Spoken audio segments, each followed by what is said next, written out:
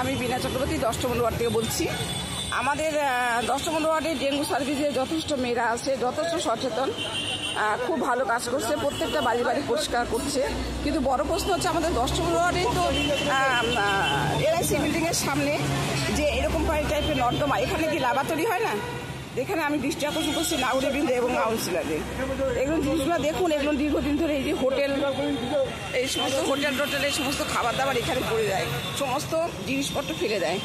এখানে কি লাভা তৈরি হয় না?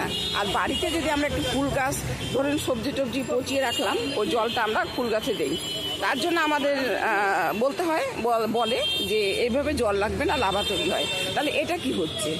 দৃষ্টি যখন আকর্ষণ করতে চাচ্ছি সবার দিকেই করছি। আর এই সমস্ত মহিলাবৃন্দ প্লাস আমাদের 10 নম্বর ওয়ার্ডে কাউন্সিলর থেকে সবার কাছে আমার বিনতি অনুরোধ, একমাত্র অনুরোধ যে এইভাবে করে লাভা তৈরি করবেন না। আমাদের শহর জঞ্জাল মুক্ত শহর চাই, আমাদের শহর নির্বিজাল শহর চাই, আমাদের শহর পরিষ্কার পরিচ্ছন্নতা শহর চাই। এমনি করে যেন দ্বিতীয়বার না হয়, আমি সবার কাছে অনুরোধ। যার জন্য আমাকে ভিডিওটা করতে হলো, এই হচ্ছে 10 নম্বর এলআইসি বিল্ডিংয়ের সামনে। নমস্কার, ভালো থাকবেন।